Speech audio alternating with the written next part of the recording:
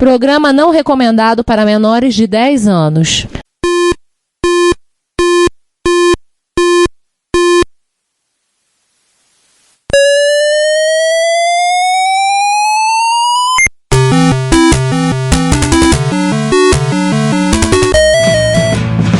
We bought it to help with your homework.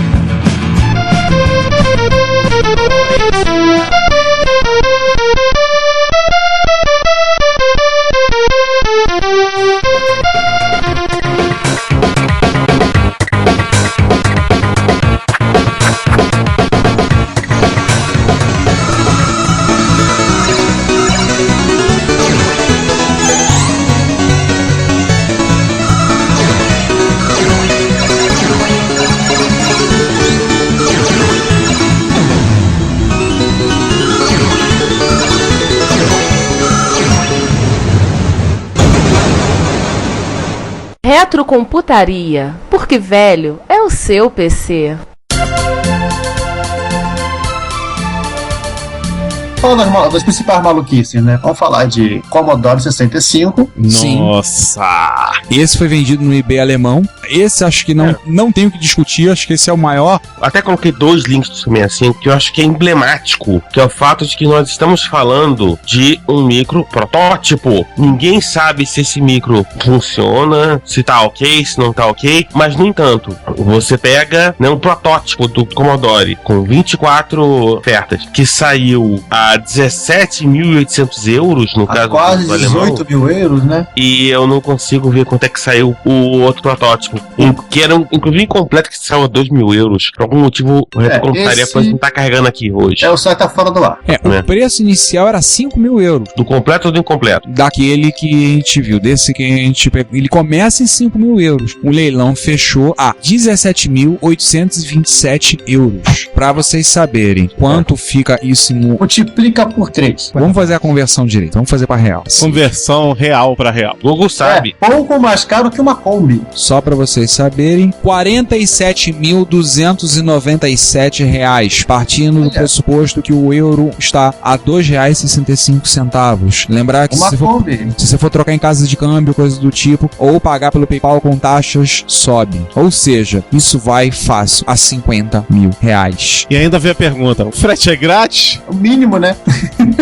O cara tinha que pagar por esse preço, ter o frete grátis até pra Lua. Moro em Júpiter. Somente pelo cara. Manda com frete grátis pra Júpiter. O cara tem que te pagar uma passagem pra ir lá no país dele pra pegar e trazer de volta. Vai ser uma gorjetinha nesse preço. E, gente, se vocês olharem os lances, rolou um sniper. Tem 4 lances que a diferença de tempo deles foi 1 minuto. Rolou um a 2 segundos, outra 19, outra 27 e outra 52 segundos. Em resumo, teve gente que disputou a tapa. Disputaram a tapa. 4 snipers atacando. 4 milionários retrocolecionadores que disputaram a tapa. Esses psicóticos, né? Mas assim, esse é um computador que não saiu, vamos se lembrar disso, foi um projeto cancelado pela Commodore, até porque não fazia sentido eles terem 2 computadores para concorrer entre si, né? No caso, na época, o 500, o 600 e o 65. Com um software que, sim, não saiu oficialmente, e o que se tem não sabe se roda. Sim, gente, é um protótipo. E assim, vamos fechar com chave de ouro? A maioria dessas máquinas foram tudo levadas pelos funcionários quando no dia 29 de abril de 1994 a Commodore fechou as portas. Então assim, ó, terra de ninguém. Arrasada, meu.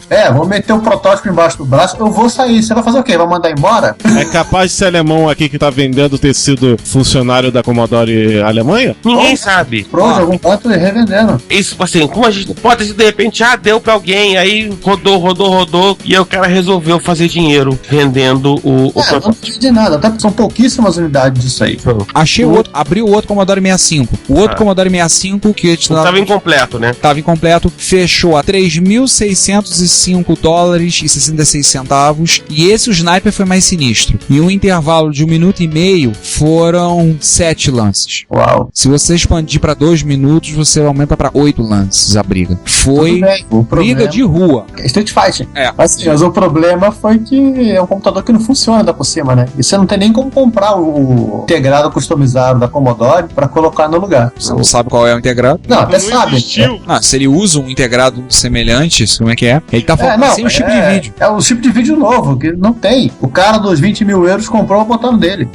Boa. E assim, se nem vamos falar dos Apples 1, né? Também é um outro. Assim, o único detalhe do Apple 1, acho que é importante falar, porque o Apple 1 chegou, a gente já citou um que está rolando, chegou realmente, assim, ao nível de ser vendido em casas de leilão. Talvez seja o grande exemplo. E foi vendido na Christie's, que é o Apple número 82. Das 200 unidades foram fabricadas, né? Isso. A história, esse saiu a $213 mil. Olha o detalhe. E aí saiu na matéria da Computer World. Se acredita que esse Apple 1 foi vendido no eBay em 2009 a $50 mil. Uou. Ou seja, em 3 anos, na verdade em um ano, de novembro de 2009 para novembro de 2010, ele teve um aumento de mais de 4 vezes no preço. Em resumo, o cara que arrematou já tava na maldade do tipo, vou segurar a máquina um tempo e depois vou passar ela mais cara. Tem um outro Apple 1 que foi vendido na Sotheby. Esse, inclusive, a gente noticiou em junho de 2012. Foi vendido por $374.500. Gente burra, pode comprar um réplica 1 do Briella que já faz a mesma coisa. Pode comprar 1000 réplicas 1. Não, e um detalhe, é por causa que esse aqui também tem o nome Steve Jobs no meio, né? Também, não é? O Steve Jobs não fez bosta nenhuma aí, só ajudou a vender. Mas fazer o quê? Gente, vamos falar de outras coisas além de Apple. Agora, uma curiosidade. E a do Acorn do Phoebe? A carcaça, né? A carcaça. Gente, essa foi doida. A Acorn, como vocês conhecem hoje em dia, das máquinas do BBC Mac, do Bib, de outras máquinas. Ele teve o protótipo do Phoebe, né? Que seria o RISC PC2. O RISC PC2, que é o projeto Phoebe, né? A Acorn fechou, só ficou a divisão de microprocessadores, que é a ARM, tudo lá, e o Phoebe não entrou em venda. Foi feito alguns cases, né? Alguns gabinetes. O sujeito estava vendendo o gabinete nunca usado. Fechou em 137 libras, o que dá uns pouco mais de R$400, e também foi disputado num sniper com 5 pessoas em um intervalo de 40 segundos. Posso ter só um comentário? Não com relação ao leilão, algumas máquinas RISC PC2, alguns FIBs chegaram a ser produzidos. É que foram feitos mais carcaças do que placa, né? Eu lembro de ter visto um site, um sujeito que tinha um FIB. Mas de qualquer maneira, Giovanni, você tá falando de carcaça. Um gabinete. Assim, por mais que o nome FIB venha lá da personagem do Friends, e esse gabinete em si tenha sido desenhado pelo mesmo cara que fez o Zip Drive, né? Mas esse simpático tom de amarelo que nunca vai amarelar porque já tá amarelo. E aí, pode ficar laranja, nunca se sabe. E aí, tchau e benção, porque a gente saiu dos exemplos mais bizarros e aí a coisa vai embora. Essa história de a empresa terminou de fabricar micros e tinha um projeto.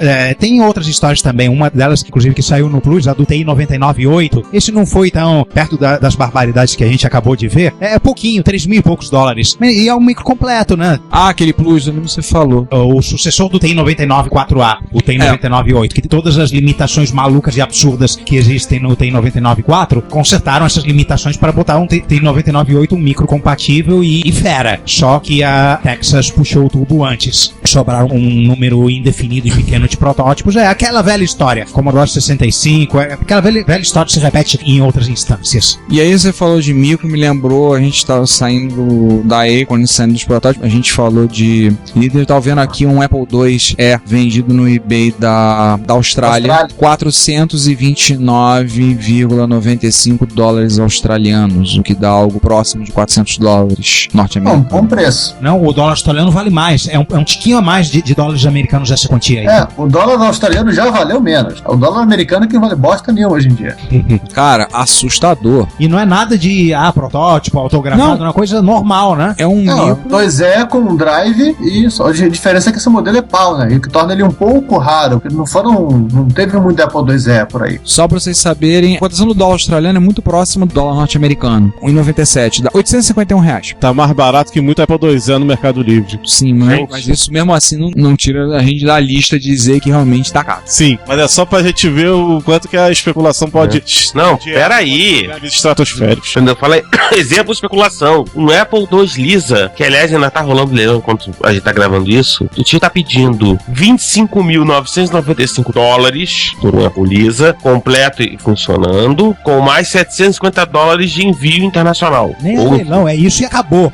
Pô, $25.000? E mais provável, esse cara pegou esse Lisa da NASA. Não, esse pegou do lixão, onde eles estavam enterrados hoje. Não, não. Ele conta a história que ele trabalhou numa empresa, tipo, que testou o Lisa pra trabalhar, ele acabou comprando. Aparentemente, esse cara era dono. Mas enfim, em dólares americanos de 2013, o Lisa saiu a 20,73, são 10 mil dólares. Hoje em dia é 23 mil e o cara quer vender a 26 mil, entendeu? Ou seja, roubar pra ser ladrão. Um outro exemplo que eu acho bacana, um aleatório que caiu no Mercado Livre vendendo Telejogo 2, Telejogo a 5 mil reais. Isso virou piada, não é possível. Exatamente. Detalhe, me ofereceram recentemente um igual ao do cara e eu não aceitei. Pediram quanto? Cara, como é os caras trocar por um item meu? 100, 150. Pra ficar no exemplo menos bizarro, não é muito difícil você encontrar pessoal vendendo telejogo a 500, 600, 700 reais. Porque é raro, né? Que é raro, gente. Só pra lembrar, vocês eu vão tenho dizer, telejogo 1, eu não vou nem dizer por quanto eu comprei, porque o pessoal vai ficar com raiva de mim. Eu canso de levar uma porrada minha aqui. Vai, fala. Tem um telejogo no Mercado Livre, R$790. O único do Mercado Livre. Peraí. O único que tem O telejogo a esse valor, compra um videogame novo e roda o emulador, gente. Cara, nota fiscal de 82. Cara- No mapa ainda por cima. Por 5 mil reais, eu acho que eu compro o DeLorean e volto no tempo. Enfim, a gente deu essa passada nesse off rápido em videogame pra ver que a coisa não é só na retrocomputação, também no retro gaming a coisa tá num nível assim. Eu acho que maluco. eu acho que é mais agressivo, né? Tem um mais agressivo ainda. O Mega Drive na caixa que o cara vende por 8 mil reais. No Uau. Mercado Livre. E o que tem lá dentro? Ouro? Esse Mega Drive tá banhado em ouro. Não. É. Mas isso vai lembrar uma coisa. Você falou de uma coisa que a gente tava conversando com um outro impiedoso que nós conhecemos. Um abraço pro Werner. Ele tava falando, o mercado, o pessoal disputa de games, o pessoal de retro gaming, né? No caso de comprar jogo, né? O cartucho, tudo, muito mais feroz do que o de computadores. Sim, com certeza. Essa disputa é muito mais feroz, a coisa é muito mais... Que eu acho que eu daqui sou o único que coleciona também videogames, eu também tô por dentro. Tem jogos de Super Nintendo que valem 300 Dilmas fácil, Luzi. Sim, eu estou olhando pra você, ô Chrono Trigger. Qual é aquele jogo que o Moacir comentou na entrevista que fizemos com ele? Um jogo de PC Engine que a empresa lançou durante uma feira e falou, gente, é o último que a gente tá fazendo. Quem comprou, comprou. Quem não comprou, não compra mais. É o Safiri. Então, Safiri, você lembra dessa história, né? Então. Safiri. 8 mil Pra reais, quem não não. sabe, o Safiri foi relançado no PSP. Também mais só barato no comprar um Japão PSP agora.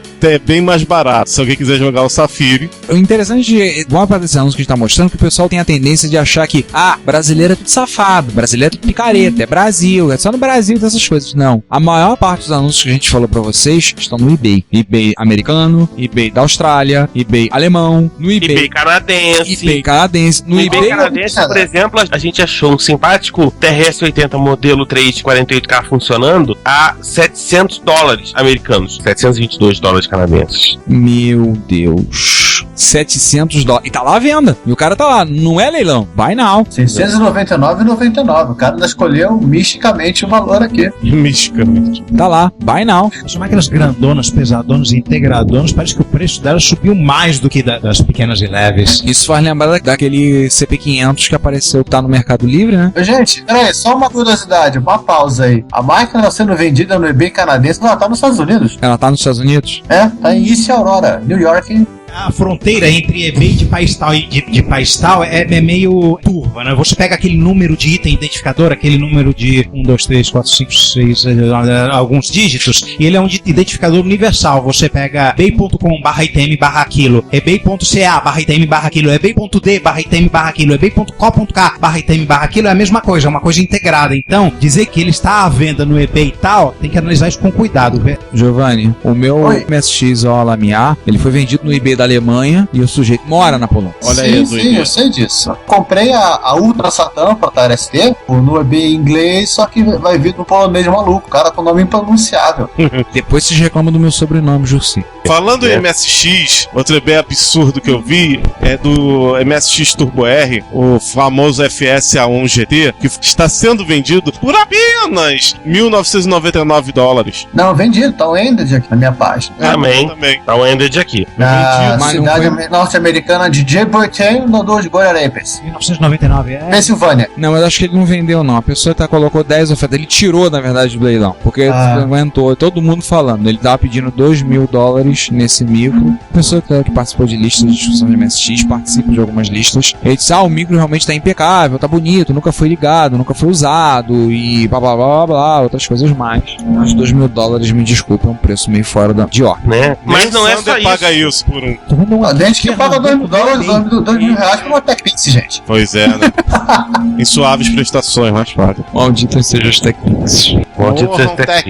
Mas enfim, o duro desse negócio é que, tipo, você começa a procurar no eBay e você descobre coisa do Arco da Velha. Tipo, um cara vendendo um kit Evaluation do Cosma, que o RCA 202, a $2.000, sendo mais 290 pra você trazer da Nova Zelândia. Detalhe, na Nova Zelândia. Terra de Jack Paládio. Exatamente.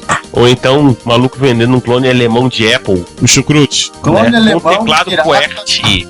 Clone A alemão. $675, mas esse está nos Estados Unidos. A gente tava falando de micro. Deixa eu comentar uma coisa sobre jogos relacionados de micros. Sim. 3 de MSX. 2 estavam no eBay holandês. Os links não estão mais disponíveis, mas eu lembro os preços. E um tá disponível no eBay americano, que quem tá vendendo é um vendedor japonês. O Medical Tree e o Comic Bakery, conhecidos no Brasil como Árvore Mágica e Padeiro Maluco. O Árvore Mágica, eu lembro que o cara tava pedindo €500. O Comic Bakery, o sujeito tava pedindo, acho que em torno de €300 a €400. Vou falar em termos pra MSX. Não é jogo com SCC, não é jogo Mega ROM, não é jogo com MSX2, não, é jogo de MSX1. Tava na 16K. caixa, bonitinho. Oi? 16K, ambos. Ambos 16K, um tá pedindo €500, outro tá pedindo 300. E o pior de tudo, não são raros. É, um Metal Gear 2, o cara, inclusive o anunciante não sabe anunciar, porque ele botou Metal Gear Solid 2, e não é o Metal Gear Solid, é Metal Gear 1. Metal Gear 2, MSX Solid Snake, é um jogo raro, um jogo que é muito valorizado. Os dois Metal Gear, Space Mumble E os Snatcher. e os Snatcher são realmente, aparecem sempre muito caros, mas esse o cara resolveu apertar fundo o botão da loucura e estava cobrando $440 no jogo.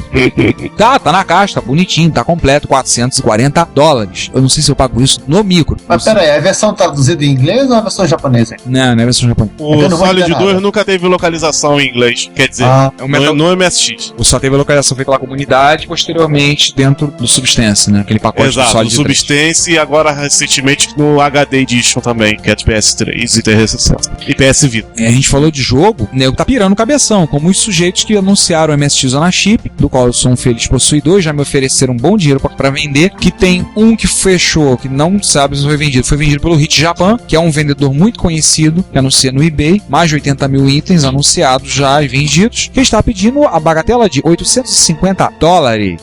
É o preço. É o preço que você vê do OCM por aí. Agora, no eBay holandês, tem um anunciado com início do leilão a $600. Se você quiser comprar direto, pague 700. Você tem que falar pro cara que esse troço não pode ser vendido na comunidade europeia, que você vai denunciar ele se você não entregar pra ele. É, porque ele não preenche todos os quesitos de restrição de vazamento de radiação. Se ele não quiser passar o resto dos dias dele numa prisão na Bélgica, ele vai ter que te dar esse micro. A listagem foi encerrada pelo vendedor porque o item não está mais disponível. O cara abortou. Ou o sujeito abortou ou ele tirou da venda, né? Ou morreu por conta da radiação. Vindo pro Brasil. CP500 anunciado no Mercado Livre. Vocês viram esse CP500? Eu vi. R$1.000. E é raro. Você lembra daquele Apple IIc Laser Whatever da Milmar? Sim, sim. No LX? Não, no LX eu não lembro. Tava no LX? Tava no LX. O LX é um Alguém bom lembra? negócio, um outro. Alguém lembra do valor aí? Porque eu não tô achando mais o link. Se eu não me engano, tava R$1.000 também. Pra quem acha que a loucura é só de brasileiro, no Japão, o Yahoo Auctions tem um pacote vendendo os 5 Konami Game Collections completos, bonitos. Quem usar de MSX conhece o pacote. Os 5 Game Collections da Konami, completinhos, e o sujeito está pedindo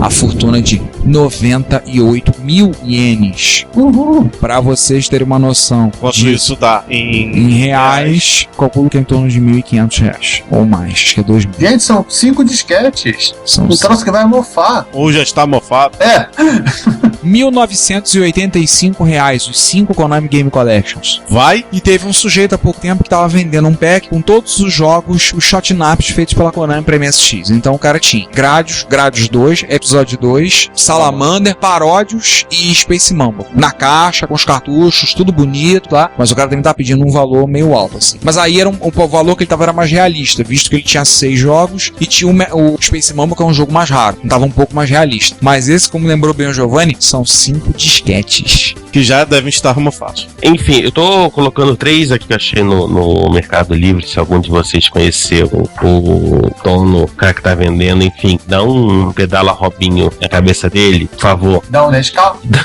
Dá um Nescau de uns 30 minutos. Que ele merece, né? Coisa, tá? Rio de Janeiro, não Sander, não? R$1.600 num CP500 Turbo. Pintado de preto. E pintado, porque ele não saiu preto, foi pintado. Como assim o cara pintou? O máximo... Tá pintado, eu lembro desse negócio. O máximo que você tem é que ele é grafite. Então, você não compara. Esse micro foi pintado na cor preta, mas a sua cor original era branco. Veja a foto como ele era. Como ele era. Ou seja, R$1.600 e o sujeito na vai e me pintou o micro. Esse aqui Ele acha que ele valorizou o micro. Não, esse aqui é o CP500 Turbo Plus. DD Plus. Vale lembrar que, da mesma forma como pra micro, acho que vale o que o pessoal fala de colecionador de armas, né? Os caras, que eles justamente não querem que você limpe a arma. For comprar uma arma usada, o cara não quer que a arma seja limpa. Da mesma forma, o cara vai e me faz isso. O que eu vejo de gente pintando Super Nintendo amarela, que é uma desgraça. O que eu vejo de gente pintando Super Nintendo de preto e anunciando mais cara no Mercado Livre. Só pro Ricardo poder dizer que não é só no Brasil que tem de bizarrices, eu gosto muito de um Sacker, a minha AX600, que o cara da Jordânia queria vender a 2.000 euros. Não era 2.000 a 2.000 dólares, aliás. É, esse, pra lembrar, é um Alamiya que ele é misto MSX e Mega Drive. Né? E o Apuro MSX2 da... O Apuro é processador de texto, né? Sim. Japonês. Que foi muito popular no Japão nos anos 80 e 90, né? Do National FS 4600F, que tem inclusive uma simpática impressora pendurada nele. Eu tô atrás de um desses. O cara tava vendendo a 1.600 dólares e agora o japonês botou a 1.150. Tá na caixa, tá lá. E teve um segundo release. Mas não entrega na América do Sul, portanto, Ricardo, não é sua vez ainda. Não, e por Não esse, é só vez. E por esse... Aliás, quem quiser se divertir, tá tentando pegar o link com menos coisa, mas vai grandão mesmo. É, o cara vendendo um XT da Commodore. É, só pelo fato de ser Commodore. É, que é um XT. Aí eu tava me lembrando, me perguntando, quanto a pessoa deverá estar cobrando no futuro por aquelas carcaças da Commodore USA que ela fez? Boa pergunta. Então vamos vender como Commodore 64, que vai sair mais caro. Na 64 só tiramos a placa, né? É. Cara, $495 esse XT. Aí ele tem um drive 3,5 e um drive 5/4. Oh! E daí, Mas é um XT, né? raro Apple Macintosh Plus, vovô do iMac, HD de 10 MB. Esse aqui é triste. Foto real do produto, R$1.900. Esse, no caso, anunciado no Mercado Livre. E o cara tá Vovô jogando do iMac é triste. E o cara tá jogando Fofo. Pac-Mania. Aí, gente, isso aqui é mais legal. Detalhe, vem um manual do Apple Macintosh em português. Juan, este link que eu postei pra você. Fala com teu amigo nos Estados Unidos e dá um lance. Juan, esse é pra você. Esse é a cara do Juan. X, ele tem as mesmas limitações do X, mas tem um drivezinho na frente. Juan, tá em $50. Não tem lance. Tá em $50, falta uma hora pra fechar o leilão. Vocês querem o meu mal, né? Cara, esse negócio é pesado demais, E cara. com impressora. E com monitor. Você traz aos poucos. Não, eu não posso abusar dos meus traficantes desse jeito, não. Vem o modem. Oh, beleza. Cara, tá com o modem e tá com a placa de expansão de memória. Giovanni, você tá você tá que nem o capetinha no ombro do... Caraca, Eu não o falando. Giovanni tá... Você parece o Precisa André... ver a cara que o Juan tá fazendo, cara. O Juan tá olhando pro computador toda hora. Cara, você tá falando que nem o André comigo. Abre uma conta no Shopping Mall Japão. Abre uma conta no Shopping Mall Japão. Não, André, mas eu tô querendo comprar coisa. Abre uma conta no Shopping Mall Japão. Abre lá. Só tem grima Worm Tongue nessa turma. É. Manhã. Abre uma conta. Cara, sinto como o capetinha no ombro falando. O Bruno e o anjinho sai pra tomar água. Aí ferrou tudo. Não, essa máquina aqui. Segurando bem aí, ô, Juan. Ô, Juan, essa máquina aqui, no mínimo, você arremata ela e vende a impressora, vende o monitor. Enfim. Não. Sai desse corpo que não te pertence, tentação. Sai. E se você comprar esse, tem pro outro. Não. eu já tô enrolado demais, tô com pouco dinheiro, Não. Bem, gente. Olha só a tempestade espiritual, mental, emocional acontecendo numa pessoa ao vivo aqui. Vocês E, senhores, vocês acabam de presenciar um momento que você vê um colecionador tendo calafrios. Pois é, eu acho que o Giovanni fez isso de propósito, tava segurando essa máquina. Claro que fez, filha da mãe. Foi só uma coincidência. Tá bom, vou acreditar. Ok. Aí eu pergunto a vocês, assim, esse link que a gente colocou, que a gente comentou, A gente dos comentou, valores... não vamos colocar link porque vocês que aprendem a usar o search do eBay. Pois é, né? além do Até que quando esse episódio for publicado, né? Capaz do link não estarem funcionando. Fora o fato de vocês tiverem ouvido isso, o Juan já arrematou. Não, eu vou resistir. A não ser que seja MSX, que aí quem rematou é o André Tavares. Ah, é verdade. É verdade. Então, assim, Enfim. será que isso tem fim? Será que isso um dia vai sossegar? Será que é que nem a bolha imobiliária do Rio de Janeiro, um dia vai murchar? Tipo, se vai estourar retrobolha, Não, a bolha do Rio de Janeiro vai parar depois das Olimpíadas, não se preocupem. assim, Eu acho que ela não vai parar, ela vai estagnar, assim, ela vai parar de crescer, mas descer não desce mais. O Moacir eu não- diz que a gente já tá no momento de estouro. De bolha aqui, de retrocomputacional, assim? É. eu não acredito que vá. Assim, eu acho que ela vai demorar até a gente chegar numa situação de estouro. Que pra chegar nisso, a gente teria que ter mais ou menos organizado um mercado em que as pessoas soubessem mais ou menos o preço e aí elas comprassem e vendessem conforme esse preço. A gente não chegou nesse estágio. A gente não tem ainda um mercado de Definido, retrocomputação, né? De compra e venda de reputação, um mercado organizado. Então vai sempre aparecer os malucos aleatórios jogando o preço lá em cima. Até que isso se estabilize, vai demorar um pouco. E como vocês podem ver, isso não é apenas uma marca do Brasil. Não é aquela coisa de dizer, brasileiro tá cobrando muito caro. Não é Brasil. Nós vimos Todas as partes do globo. Nós vimos exemplo: Japão, Holanda, Estados Unidos, Canadá, Austrália, Alemanha. Isso que Alemanha. nós estamos na Espanha. Era o que eu ia citar agora, o pessoal do Isso porque na Espanha tem um movimento de computação na Espanha, ele tá num nível de vigor muito grande. Sim. E aí, sim, eu realmente fico imaginando o nível de loucura que deve estar no site leilão da Espanha com relação a preço de computador por lá. Justamente, que assim, quer falar, o pessoal do podcast Retro Entre Amigos, ele quase sempre, em todos os episódios, eles fazem esses comentários. E lá chega, o pessoal tá no absurdo de cobrar valores absurdos pro jogo de PlayStation, por exemplo.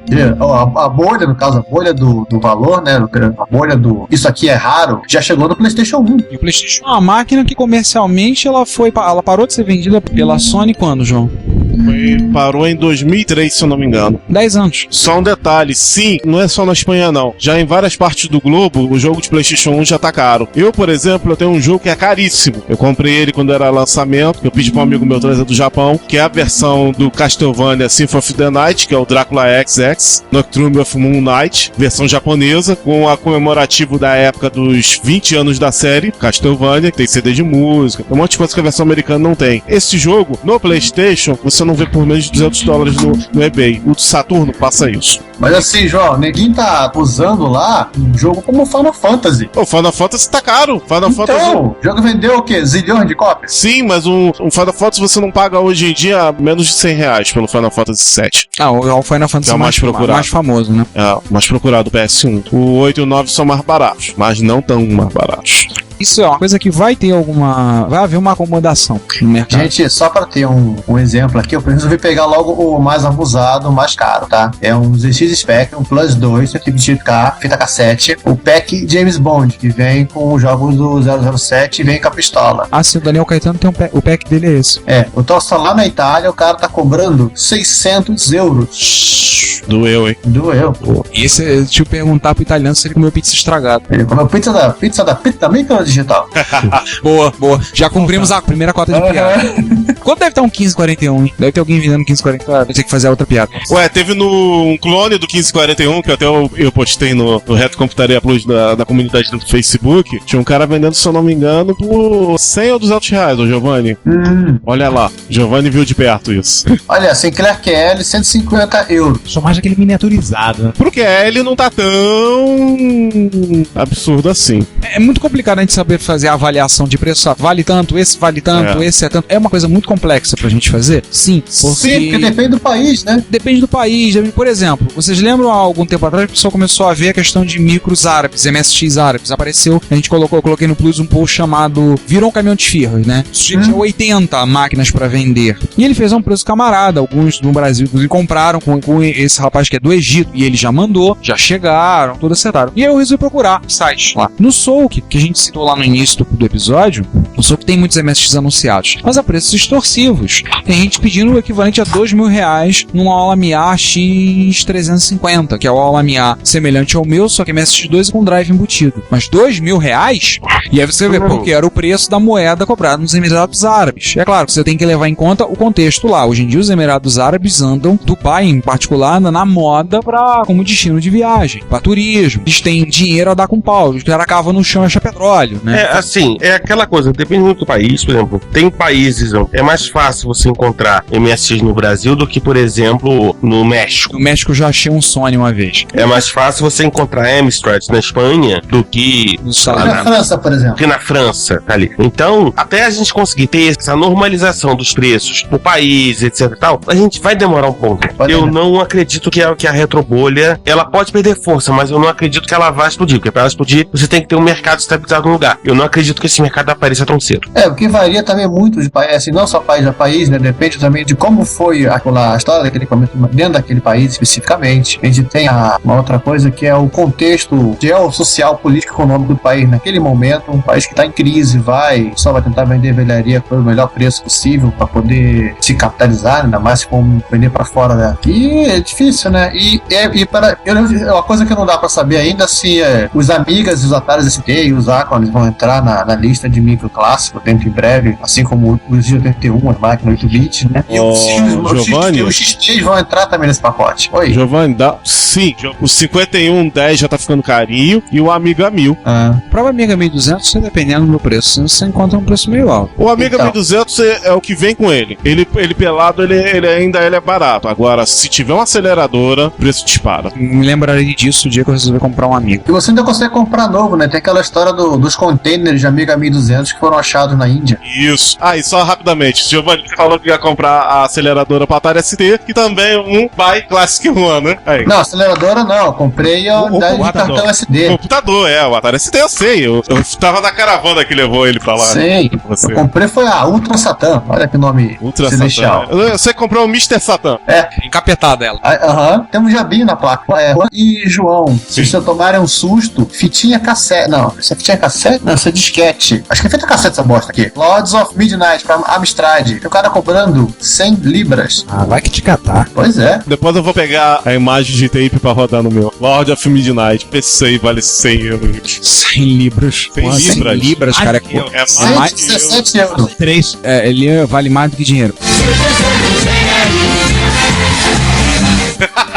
Assim falou o patrão. Assim falou o patrão. Galera, vamos fechar então isso aqui. Então, já tá vendo os movimentos no boteco, o sol já tá nascendo, é a hora da gente ir cambaleando pra casa. Sim, a água já tá batendo no tornozelo. E a cerveja acabou há muito tempo. Gente, esse papo foi longo, esse papo rendeu, a conta já tá alta, já estão jogando água pra gente ir embora do... Eu ainda vou ter que chamar o táxi, mas enfim, espero que a gente tenha começado a discutir.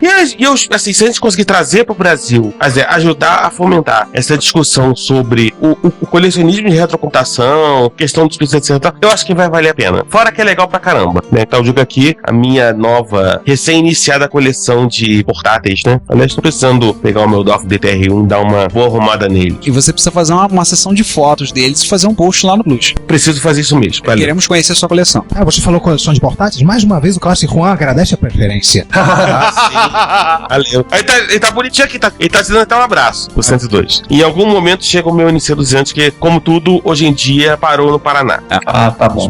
Bom dia, boa tarde, boa noite, e a gente volta no próximo episódio, sei lá do que se trata. Fui. Então a gente, assim como o César já saiu correndo pra pegar o táxi dele, é hora de eu ir também. Espero que esse episódio tenha sido elucidador, elucidativo, elucificante, todos os eluci que vocês possam imaginar aí. Tenha ajudado a dar uma olhada que a maluquice não é só aqui, a maluquice é lá fora. E vamos até o próximo episódio, né? Não sabe, sei lá, que assunto o sorteador automático de pauta escolheu pra gente. Até mais aí. Bom, gente, eu fico muito feliz de mais uma vez ter tido a oportunidade de participar do Retrocomputaria, desta vez hospedando, inclusive. É um grande barato, adorei participar do papo, espero que ele tenha sido produtivo, espero que o meu sotaque não tenha agredido demais os ouvidos dos ouvintes. A Associação dos Ouvintes Crítico dos Sotaques irá fazer uma representação, tá? Criticar o nosso sotaque carioca, vão criticar o seu sotaque também. Então, quando eu vou a São Paulo, é sotaque carioca e espanhol. Eles me percebem como carioca e espanhol. É terrível. Eu tenho um amigo que tá morando em Buenos Aires, ele tá com sotaque misto de carioca e portenho. Nossa. É engraçado ouvir ele falando. Madre de Deus. Tá cantando, ele canta falando. É curioso. Bom, é isso aí, Canta gente. falando? Sim. Isso aí, com sotaque ou sem sotaque. Um abraço pra todo mundo e tchau. Bom, é isso aí. Esse programa sobre leilões foi muito proveitoso. E é aquele negócio, a gente sempre fica de olho numa oportunidade. Ricardo, fecha o eBay aí, fecha a janela do eBay do seu tablet, aqui no bar. Vambora. E é aquele negócio. Pessoal, boas compras e até logo. Vocês falam de vícios, já falaram pro André, ele já olhou, já pegou o tablet, consultou o Yahoo Auction Japão umas 10 vezes desde que a gente chegou. Cara, se você não viu, ele saiu antes do César, que ele foi buscar no correio uma máquina que chegou. Então, senhores, muito obrigado por terem ouvido mais esse episódio. Esperamos que esse episódio seja uma forma pra trazer uma luz sobre o ambiente. Elucidativo é uma palavra muito difícil, não trazer só uma luz. A gente já tá meio alto de sono, cansado, então não vai conseguir falar palavras muito difíceis. Spotlight. Uau, spotlight. Bonito, né? Então, espero que cuidado. É bom pra vocês verem que a coisa não é só a nível Brasil, a coisa é a nível mundo. Vamos esperar e vamos ver como as coisas vão acontecer daqui pra frente. Esperamos que tenhamos mudanças e mudanças pra breve. E pra quem é novo colecionador, está interessado em ter e montar a sua coleção, é bom pra vocês verem o que esperam você, certo? Então, povo, mais uma vez, muito obrigado por terem participado, terem ouvido, comentem, falem, xinguem, briguem e, lá, participem. A gente agradece. Seu comentário é o nosso salário. Um abraço, voltamos no próximo episódio. Até mais.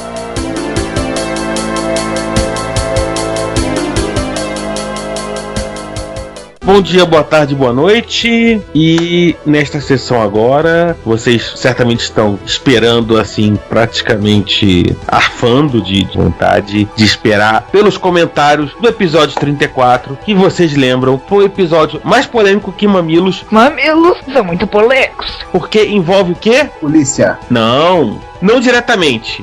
Envolve revista CPU. CPU MSX. Então vocês já ouviram que tá 4/5 do podcast hoje, né? Eu sou o César Cardoso, vocês já devem estar com saco cheio de me ouvir. Rodando aqui. Eu aqui, Giovanni Nunes. E como eu já me manifestei também, João Cláudio Fidelis. E eu aqui, Ricardo Pinheiro, lutando contra um resfriado. Ricardo, o Marco Lozecan tava com você e já foi embora? Acho que ele deu uma fugidinha, foi lá encher o carro num posto Shell. Ah, sim, deve ser. Bom, vamos começar, obviamente, pelo começo, né? Sim. No 34A, sempre lembrando que no 34 nós tivemos a volta dos problemas de áudio. Acontece. A explicação é simples, a gente acabou por uma bobeada fazendo o retorno usando um celular. Fez o retorno e quando o microfone estava próximo dava esse problema. Então, eu só tô dando essa explicação porque toda hora eu tô ouvindo alguém comentando: o áudio tá ruim, tá bom. Para de falar isso toda vez que eu tô almoçar, tá? A gente já entendeu que o áudio tá ruim, a gente sabe que o áudio tá ruim. Lembre-se, nós não somos surdos. Pedimos desculpas e se vocês quiserem realmente punir alguém da equipe, a gente sacrifica o Sander em prol da causa. Não, a culpa é do Canadá, pronto. Oh my God. Foi o Canadá. Mas enfim, vamos finalmente começar a ler comentários? Vamos. O nosso amigo Emiliano Fraga abriu os trabalhos do episódio A, dando parabéns por mais um post excelente, a despeito dos problemas de áudio. Comecei a colecionar CPU MSX a partir da 10ª edição, aqui tem a capa com Batman, com o caso do meu primeiro MSX. O caso do meu primeiro MSX. Por favor, aplausos. Bonito. Na década de 90, as revistas foram doadas à Biblioteca Municipal de minha cidade. Já tinha CPUs baixadas do datacassete. O link tá no post, se vocês não baixaram, vocês deviam baixar. Vão lá e baixem, por favor. Por isso, pude ir acompanhando o conteúdo das revistas de acordo com o podcast. Foi uma experiência muito interessante, quase uma viagem no tempo sem capacitor de fluxo. Até porque o capacitor de fluxo também tá estufado. O Daniel foi trocar e não trocou ainda. Tá aí uma coisa que a gente não pensou. o pessoal baixar um datacassete e acompanhar em tempo real essa viagem. Tá aí, façam como emilianos. Escutem o podcast com as CPUs na sua tela, no seu tablet. Ou melhor ainda, se você tiver CPUs na sua mão. Isso, até pra você sentir o cheiro dos anos 80. E 90. Eu tenho. O cheiro daquela galera que fazia coisa bacana.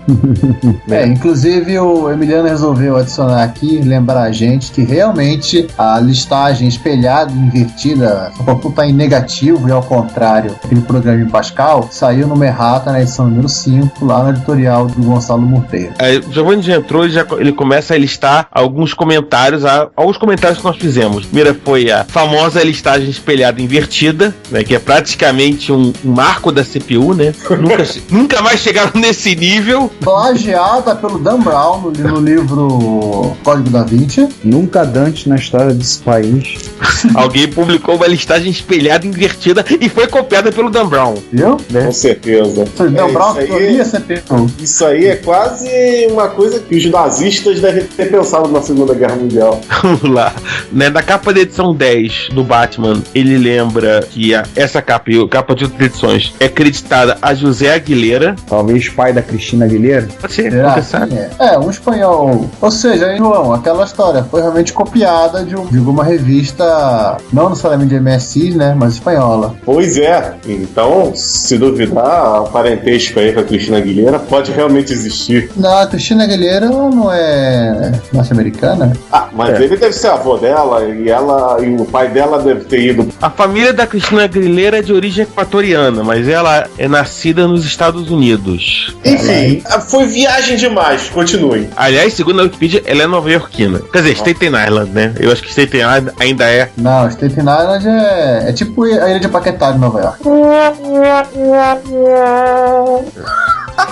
Enfim, é Nova York, mas não é Nova York. Ok, é uma piada que só os cariocas entenderam, mas tudo bem. Enfim, mas tudo bem. Vamos voltar, né? E ele entra numa longa sessão de Divino Leitão. Sim. Ele lembra dos artigos do Divino Leitão e do Caverna de Marte nas edições 10 e 11. E ele lembra também, até meio que passou lotado pela gente, que na edição 11 ele justifica os erros da edição 10 e pede desculpas pela revista. Apenas da edição 10, gente. As outras 9 edições não foram desculpadas. Não, né?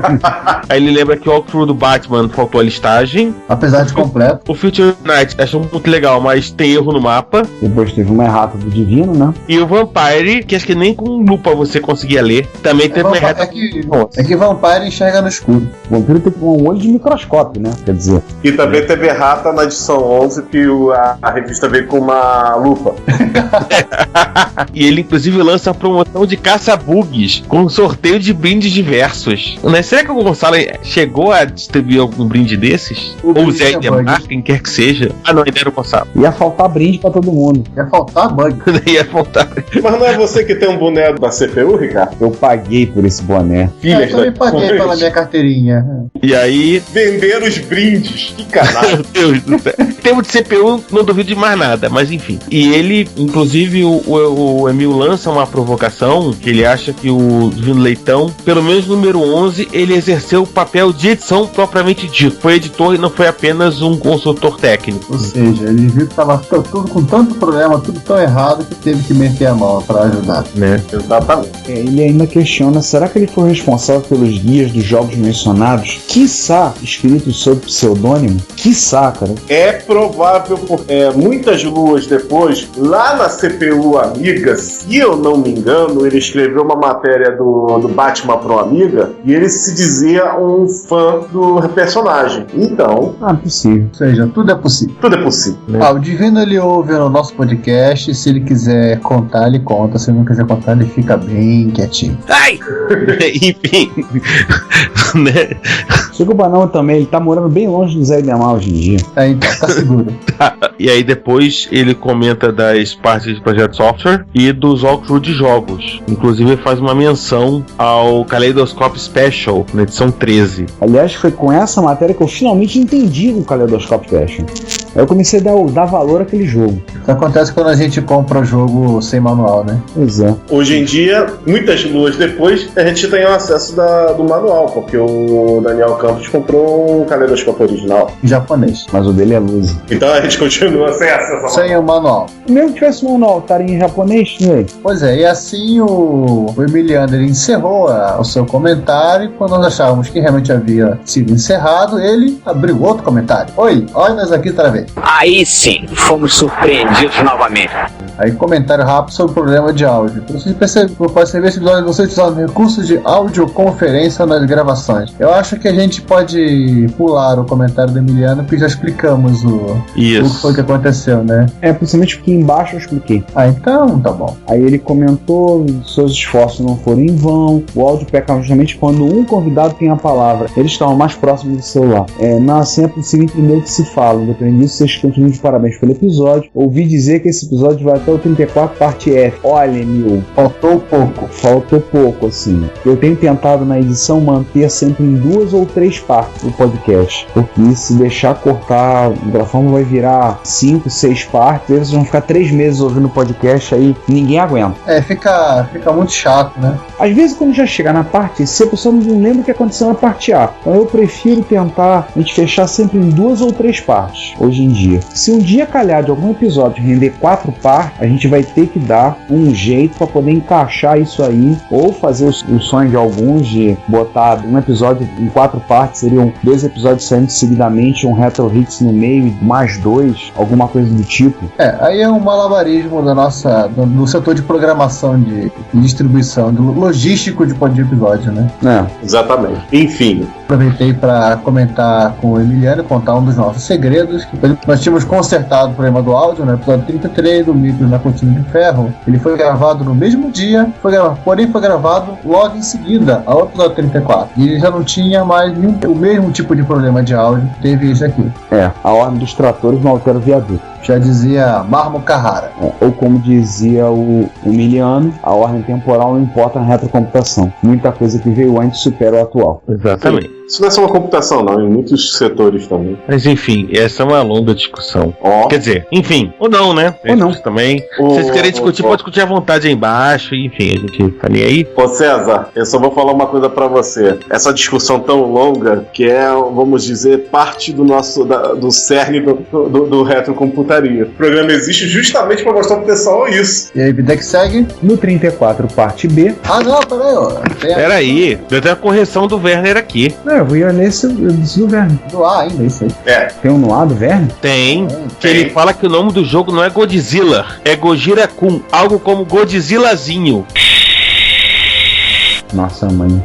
Little Godzilla. Thunder-kun.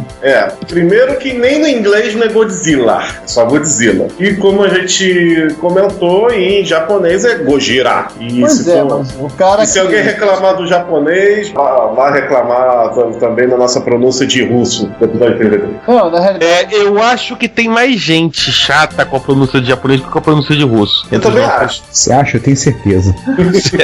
Mas, João, o lance é aquele problema. Tinha gente que pegava o jogo, não fazia a menor ideia nem do título do jogo e inventava qualquer coisa.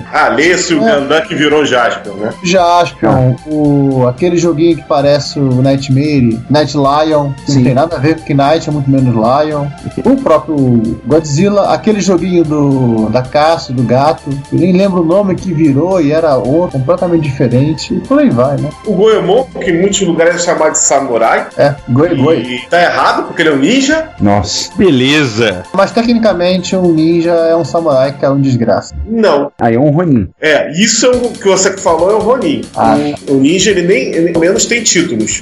A grande diferença do samurai e o ninja é que o ninja é do povo, o samurai é da nobreza. Eu sou do povo, sou ninguém. Enfim, aulas de cultura japonesa a gente deixa pra outros podcasts. O ninja é um samurai sem terra, tá bom. Eu sou do povo, eu sou um Zé Ninguém. Vamos passar pra parte B. Vamos lá. Biquíni Cavadão é altamente depressivo. Na parte B, começamos com um comentário do Verne. A gente gosta de lembrar, né? Brasileiro com cara de japonês, nome de alemão e alma de turco.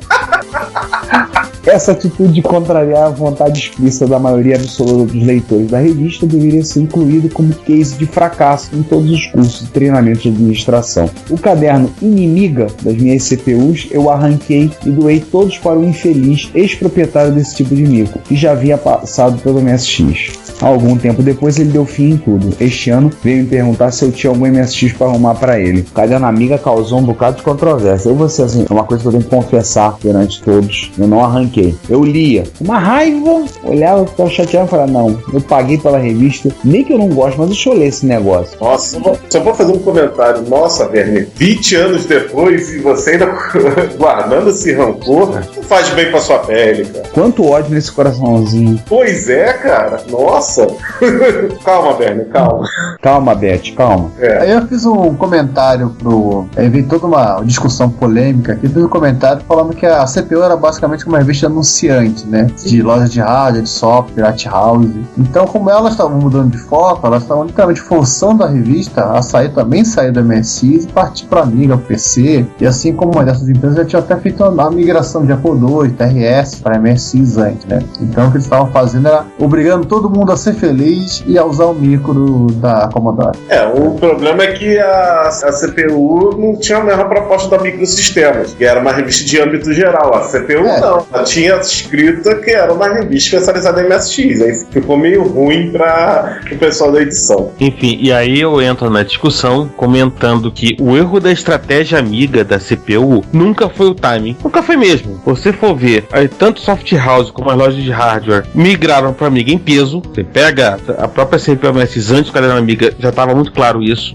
Boa parte dos usuários migrou para Amiga, e aí tô sendo bem polêmico mesmo. Acho que se fizesse uma pesquisa entre os usuários MSX ali em 90, 91, boa parte, se não a maioria, estava no mínimo prestando atenção no Amiga. Correto. Assim, a real mesmo, que no final das contas, não há estratégia editorial que dê certo baseada em destratar o leitor. Não. E não foi apenas os editoriais desnecessariamente violentos de Sérgio Duric Calheiros, que eu particularmente espero que ele tenha refletido em algum momento do passado e tenha, não diria se arrependido, mas tenha entendido que podia ter feito de outra maneira menos virulenta para passar o recado. Não foi apenas esses editoriais violentos, mas também a própria estratégia de encartar o caderno, que eu acho que foi errada, em vez de lançar como uma revista separada. Exatamente, eu digo até que a galera da CPU faltou coragem em investir uma revista em separado. Ainda mais que eles tinham a PCI por trás, né?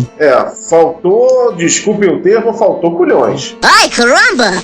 A única lógica dessa estratégia, e mesmo assim eu acho arriscadíssimo, não daria certo nessa situação, seria se eles considerassem que as pessoas migrariam do MSX para Amiga em uma velocidade tão grande que não se justificaria mais a revista MSX carregar a revista Amiga, e sim, no máximo, ocorrer o contrário, ou se não fechar a MSX. Mas aí tem um comentário do Daniel Campos bem bacana aqui embaixo sobre isso. O Daniel diz, principalmente ao Giovanni, que isso não era muito factível, porque o Amiga era uma máquina extremamente cara. E a gente realmente comentou quando falou com o Divino sobre o preço. Era valor em dólar e muito alto. Tinha vários amigos que tinham MSX, porém não tive nenhum que tivesse um Amiga. Isso era uma coisa irreal para o usuário doméstico nos anos 90.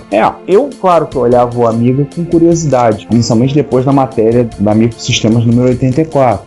Conversei com meu pai, né, comprando um computador e migrar, em vez de ele sair do PC e comprar um Amiga 2000 para usar. Felizmente ele não fez isso. Não seria uma boa para ele, profissionalmente falando. Mas, como qualquer um olhava com curiosidade, mas o principal impedimento do Amiga, assim, era o preço. O preço era absurdamente alto para quem na época era usuário de MSX. Eu na época era estudante universitário, ainda dependendo dos meus pais. Não tinha dinheiro no bolso, não tinha como desembolsar tipo $800, eu acho. $800 por um Amiga 500.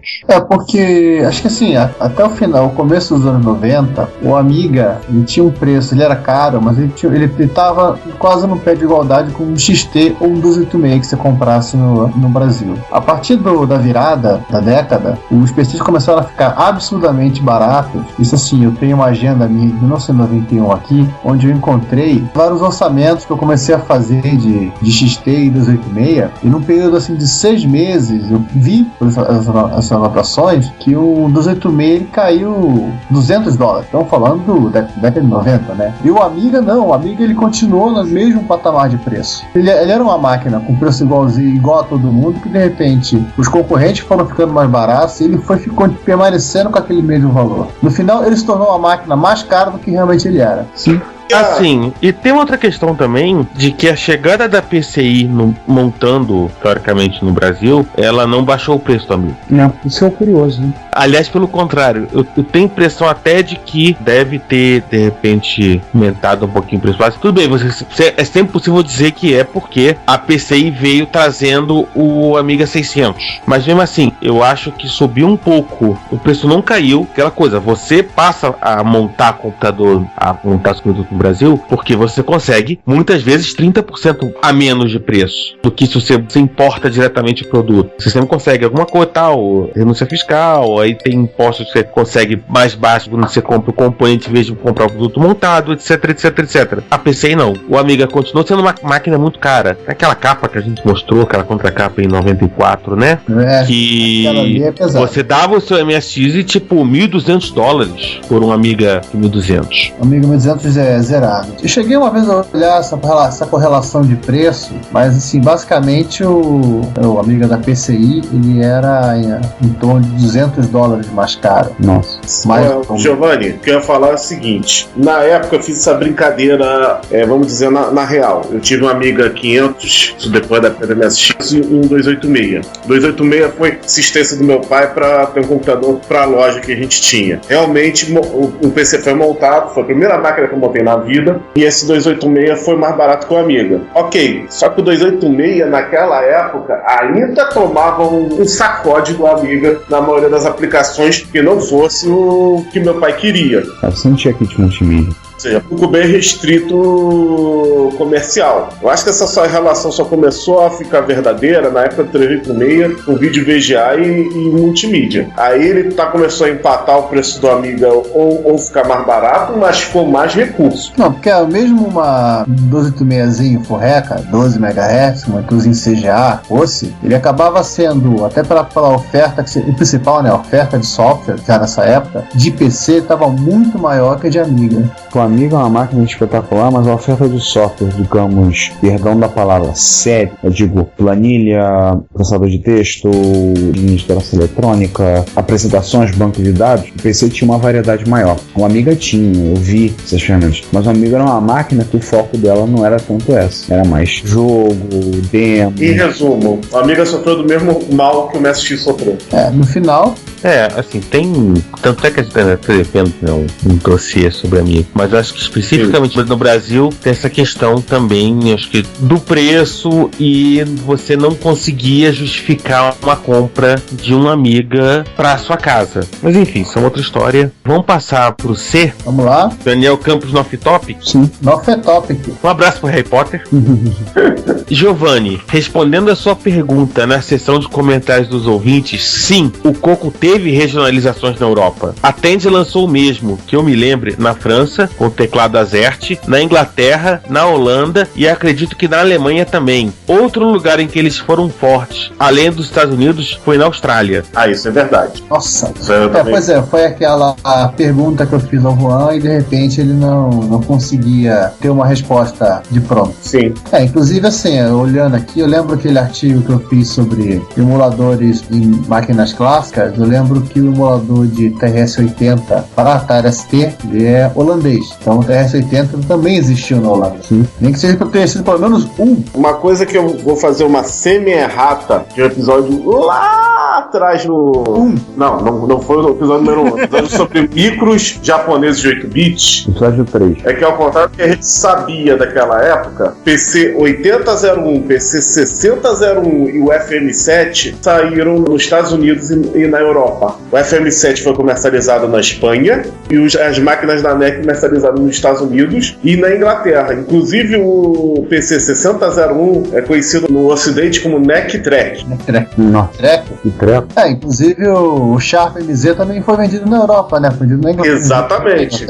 Então essa vai a nossa... Aproveitando aqui o caso, vai uma errata nossa sobre os micros japoneses. Não foi só o MSX que conseguiu passar a barreira. E o próprio PC 8001, a NEC tentou vendendo nos Estados Unidos como o nome de NEC APC2. Só que ele também não colou pela falta de compatibilidade com os PCs dominantes.